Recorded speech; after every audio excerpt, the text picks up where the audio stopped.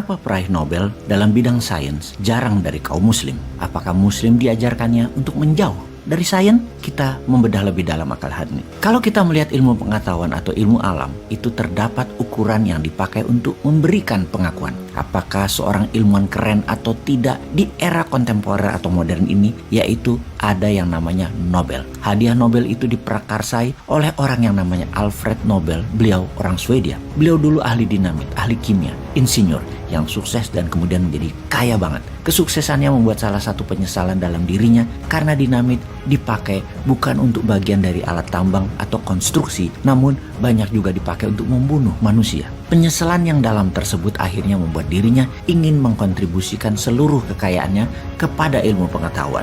Nobel menyediakan dana untuk memberikan pengakuan apresiasi kepada siapapun di seluruh dunia, dimulai di tahun 1901. Lebih dari 100 tahun yang lalu untuk bidang fisika, kimia, matematika, biologi, ekonomi, sastra, dan perdamaian. Jika kita kupas, itu ada bidang sains, ada bidang non-sains hadiah Nobel tersebut. Dalam 121 tahun terakhir, dalam sains, penghargaan diberikan sudah 631 kali dalam bidang sains saja. Dan dari 631 itu, 66% dimenangkan oleh orang Kristen, 24% dimenangkan oleh orang Yahudi. Lalu, berapa persenkah yang dimenangkan oleh orang Islam? Yaitu hanya 0,5% dari 631 hadiah Nobel tersebut. Persisnya hanya 3 orang muslim dalam 121 tahun. Dan yang pertama kali itu dimenangkan di tahun 79 oleh seorang ilmuwan fisika yang bernama Abu Salam, orang Pakistan. Dan itu pun juga dia sharing dengan ahli fisika lainnya yang namanya Stephen Wilbert, orang Yahudi di Amerika. Yang kedua adalah orang Mesir dalam bidang kimia. Yang ketiga adalah orang Turki juga dalam kimia juga. Sahabat, Anda tahu populasi muslim di dunia berapa persen dan berapa jumlahnya? Untuk populasi dunia yang saat ini kira-kira 7,8 miliar, populasi Islam atau Muslim itu 1,8 miliar, kurang lebih 23%. Kaum Nasrani Katolik itu totalnya 2,5 miliar dari populasi dunia, kurang lebih 33%. Pertanyaan saya, mengapa orang Muslim yang merupakan 23% dari populasi dunia hanya bisa memenangkan 0,5% hadiah Nobel dalam bidang sains? Nah, kalau kita berpikir mengenai ilmuwan dalam era kontemporer, nama-nama yang muncul siapa saja? Isaac Newton di abad 17, Albert Einstein, kemudian Aristotle kira-kira 2000 tahun yang lalu Charles Darwin, Nikola Tesla, Marie Curie yang merupakan seorang perempuan Yahudi dari Polandia lalu mengungsi ke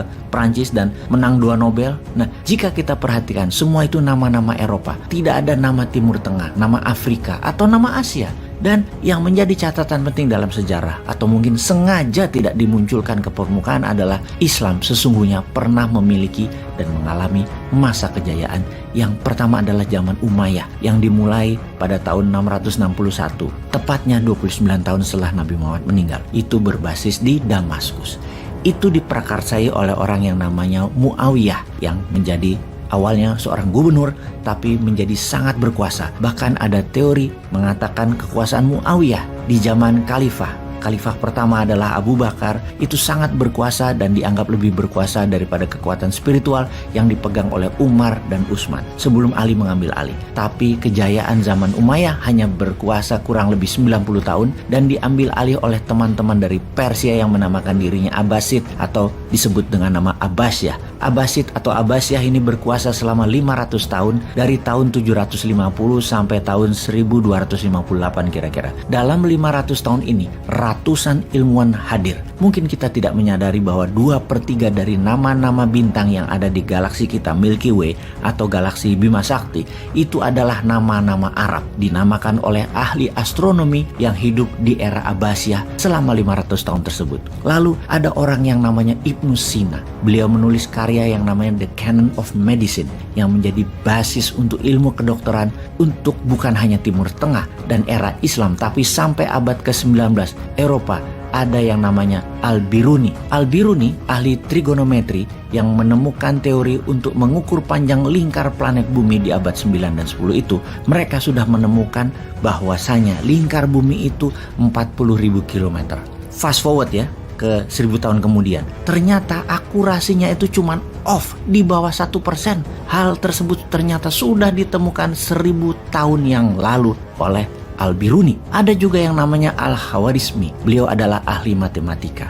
Beliau menulis buku The Compendium of Addition and Deduction. Inilah inti dari penambahan dan pengurangan yang namanya aljabar. Dan teorinya beliau menjadi dasar, bahkan kata algoritma adalah berdasar dari kata al-Khawarizmi. Lalu terdapat juga ilmuwan yang menemukan alkimia, chemistry. Itu dari kata alkimia, dan dari alkimia menjadi alkemi. Nah, ini disalah tafsirkan oleh Eropa 400 tahun berikutnya. Ternyata dasar dari alkimia itu bercabang dua, alkemi dan kimia. Lalu ada juga ilmuwan yang bernama Al-Tusi yang menemukan teori mengenai kemungkinan bahwa matahari adalah center of solar system. Siapa yang mendeklarasi bahwa matahari itu adalah center of solar system pertama kalinya adalah Kopernikus, orang Polandia, di tahun 1543. Sampai mau dihukum karena dia dianggap mengkhianati spiritualitas Nasrani waktu itu. Abbasiyah atau Abbasid itu diprakarsai oleh raja yang bernama Al-Mansur, yang kemudian keturunannya bernama Harun Al-Rashid, dan kemudian keturunannya lagi bernama Al-Mahmud. Al-Masyur, Harun Al-Rashid,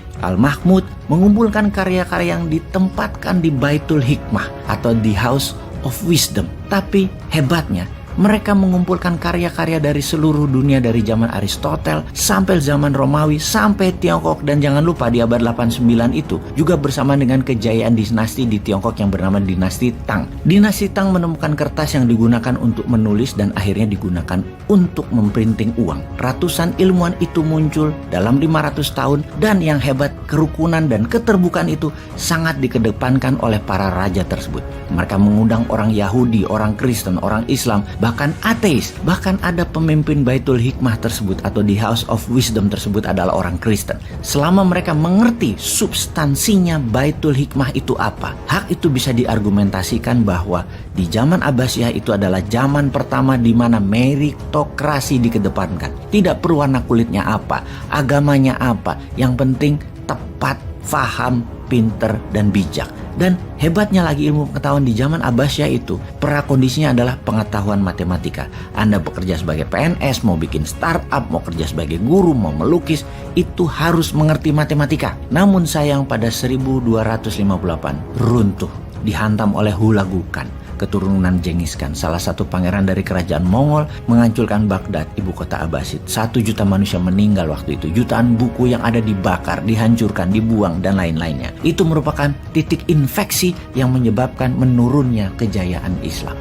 Yaitu, 1, diserang oleh Hulagukan di tahun 1258. 2, terdapat hipotesa lain yang menyebabkan penolakan mengedepankan pemikiran Islam di zaman Abbasiyah, di mana sains Islam itu menurun karena sikap orang-orang Eropa untuk tidak lagi mau menggunakan Timur Tengah sebagai titik interaksi antara Eropa, Timur Tengah, dan Asia. Mereka mengambil keputusan untuk naik kapal muter melalui Afrika, India untuk menuju Asia mencari rempah, sehingga dianulir kepentingan untuk lewat Timur Tengah. Ini merupakan kemungkinan kedua bahwa kejayaan Islam itu menurun secara drastis karena hal itu. Ketiga, ditemukannya mesin cetak di Eropa di abad 15 di Jerman. Mesin cetak kertas ini menjadi game changing. Karena mesin cetak, mereka bisa memes produksikan tulisan-tulisan tersebut hingga proses belajar Eropa jauh lebih cepat daripada Asia ataupun Timur Tengah. Dan 4, ada seorang filsuf yang namanya Hamid Al-Ghazali yang mengedepankan pemikiran bahwasanya revolusi atau wahyu atau spiritual itu jauh lebih penting daripada investigasi rasional.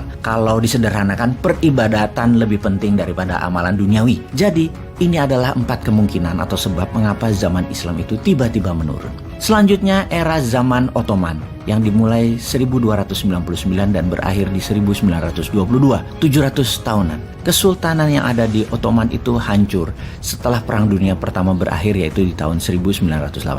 Tapi bedanya di zaman Ottoman, walaupun kental dengan keterbukaan, mereka itu tidak kental dengan mengedepankan sains serta teknologi. Jadi kita simpulkan sekarang, sesungguhnya jika kita mengedepankan sains, ini bukan mengenai Muslim Science, ini juga bukan mengenai Kristen Science, ini lebih mengenai Science of Mankind, ilmu pengetahuan untuk seluruh umat manusia. Untuk itu kita harus segera membangun House of Wisdom, Baitul Hikmah yang baru, berbasis keterbukaan, kesetaraan, tidak mengkotak-kotakan manusia, dan pastinya membuka hati selapang-lapangnya. Itulah New Mind.